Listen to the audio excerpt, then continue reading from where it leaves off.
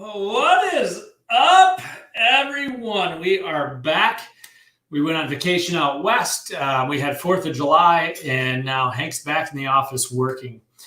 And so Suze Orman, ironically enough, has come back into the news, and I didn't even read the advice that she was giving. And I heard, I like to give credit where credit's due. I believe that Garrett Gunderson said this, is Suze Orman is for broke people, like people that are just broke. Like some of the advice that she's giving is, like she's saying right now, you shouldn't buy a house, et cetera, et cetera, et cetera. And yes, broke people right now should not be buying a home, period. So I think from her perspective, who she's talking to, she's right. I believe her rationale is off a little bit.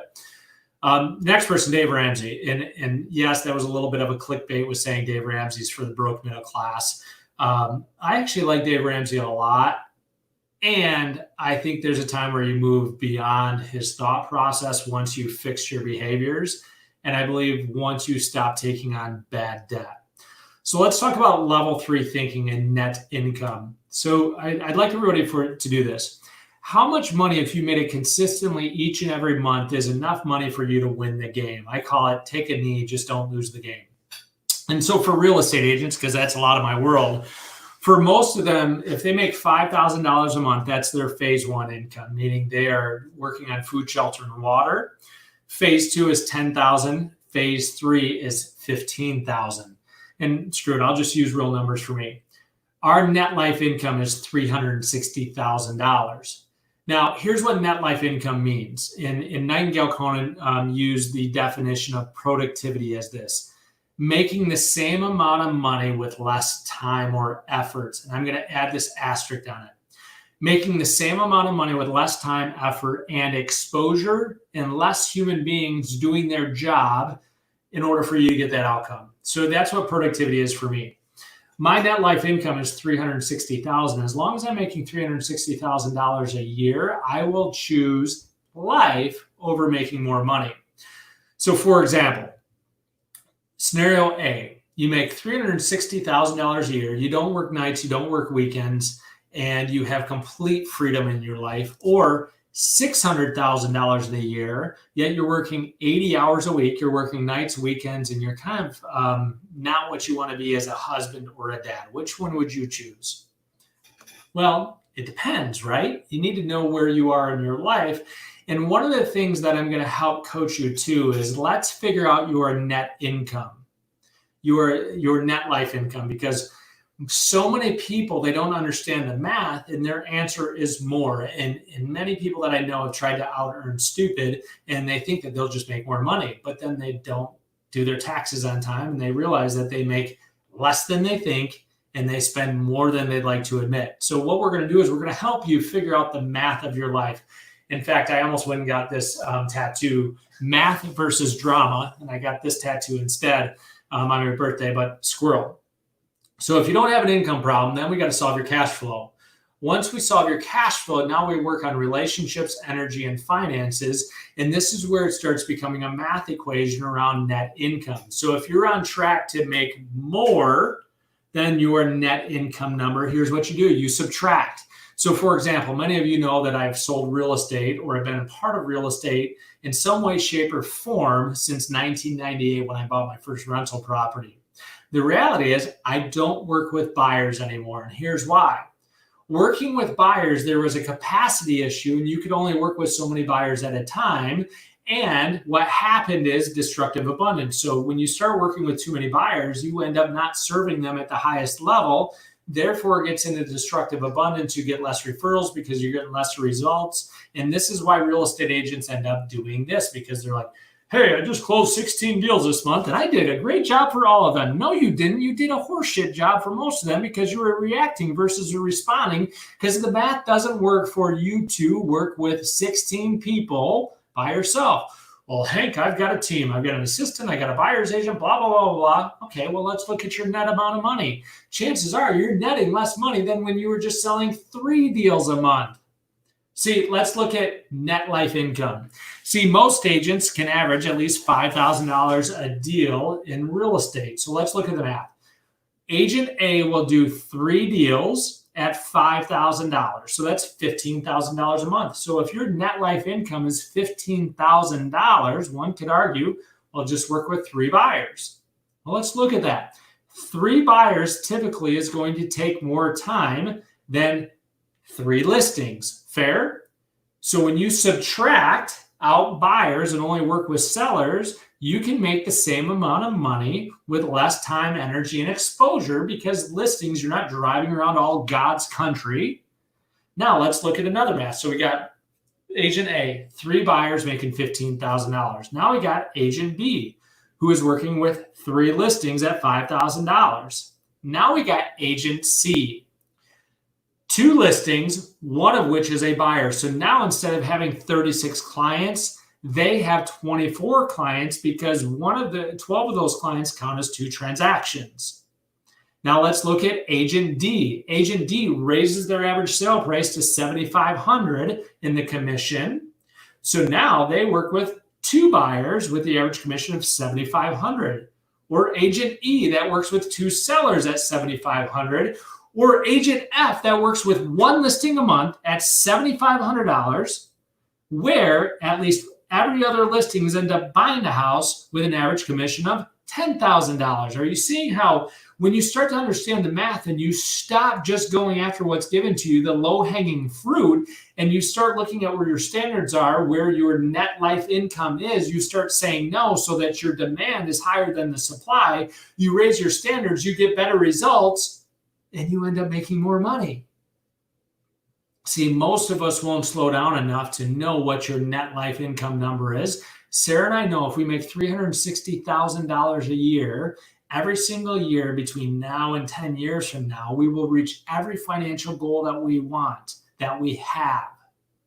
Now, here's the thing. I also know this. 10 years ago, I made less money than I make now. And write this down. This came from Dianna Kokoszka. She said, you're either preparing for your next opportunity or robbing yourself from it based on the choices that you make. I know beyond a shadow of a doubt, we're going to be making way more money 10 years from now than what we are right now. So this is level 3 thinking. Level 3 thinking is I am doing the right things. I'm investing in myself. I know that if I'm consistent with my income, I can choose net life versus just making more money. I can choose income streams where I don't have to show up in order for those income streams to come in, just like I did with EXP. With EXP, I'm able to make money where I don't have to show up and exchange dollars for hours. And that was by working the success code. And again, I got to be careful because there's only so many things I can say about the EXP income. Yet I can assure you now that 10 years ago, I said I won't have to show up for my income at some point in my life because when Charlie had open heart surgery, what I realized was I didn't have a job selling or a business selling real estate. I had a job because when I stopped showing up, I stopped getting paid. Net life income. My net life income is now covered by income streams that I don't have to show up and trade dollars for hours for. Why? Because I knew my math and I was willing to draw the arrow backwards in order to shoot forwards. Here's why people pay me $6,000 for 12 phone calls. You got your math wrong. I can help look at the math, and I just did this with someone. We did it on an envelope. We did the math and realized that their focus right now needs to be on quantity, not quality. And the reality is once we really dissected their math on their net income, they were making too much income in their job. They need to subtract it out, work with less people, focus on another income stream, and their net life income will be there. And then their income can go over $1 million next year by hitting the minimums because they understood their math. Now, some of you right now are going, what the heck is Hank talking about? Net life income. I'm the only one that I know of that's talking about net life income. I'm the only one that I know of that's talking about, let's not wait until we're retired to go live life at the highest level. Let's look at income, cash flow, and let's look at your biggest asset, which is you. It's you. Dave Ramsey says, get out of debt, Hank. I got to live on rice and beans and suffer and scrimp and save and go pay off all my debt. Okay, go do that. Enjoy being broke and middle class. Meanwhile, I'm investing in my largest asset, which is me, and I'm enjoying the heck out of life. Just bought a camper. Well, Hank, did you pay cash? I did not pay cash because I have A+ credit. So here's what I did. Financed it 100%, Dave Ramsey. 28,000 schmackaroos for 15 years. Well, Hank, why would you do that? It's $300 a month. So I have the cash on hand. I have more than enough cash to pay cash for it. I'm putting it in a money market account. I'm allocating $10,000 not to be touched for it because if life hits me in the draw, which it's done, I can take $10,000, pay down that note, unload it for $18,000. I'm good. I'm gone. See, here's the thing is I'm the largest investment, and having $30,000 cash sitting in my account versus in an equity in a camper, I sleep much better at night having $30,000 paying $300 in interest, which by the way is going to be tax deductible because it's business. So now we're talking cash flow.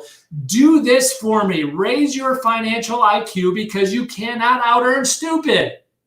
See, the reality is level 3 thinking is now we have enough cash on hand where we can start doing math with our income, knowing that, hey, how much you gross isn't how much you net. What tax advantages do you have? What does cash in the bank allow you to do as far as leveraging things? Now, I'm talking Robert Kiyosaki or Carlton Sheets, where you're leveraged so much and you're broken, you go bankrupt. Been there, done that. Hopefully I don't do it again. Yet level 3 thinking is, how do I get consistent income, a recurring income? How do I invest in the largest asset? I'm the largest asset. I will make more money than any return on anything else that I've ever bought. So that means if I go out and I buy a camper and I'm living a freaking awesome life and I'm doing all that stuff, I guarantee you 5 years from now, my net life income is higher than $360,000. You know why? Because I'm not freaking miserable living on beans and rice, Mr. Dave Ramsey. Now, again, Dave's going to serve most people better than not watching him. And Dave's done more for the financial industry in his little pinky that he cut the nail off of than I've done in my whole life. So I'm talking a little smack out of respect. But the reality is if you have the ability to go make 100, 200, 300, 400, 500, 600, 700,000, let's get into a level 3 of thinking. Let's look at the math. Let's look at your activities. Let's look at what you're saying yes to and what the real price versus cost is and what the future opportunity of what you're saying yes and what you're saying no to is. If you've still watched it to this point, you're probably saying, oh my gosh, Hank has freaking lost me. We're going to be doing more and more videos like this, and here's why. I'm giving all the information away for free moving forward on YouTube. And now we're going to give it away for free because information is a commodity. The implementation and proximity to me is what you pay for.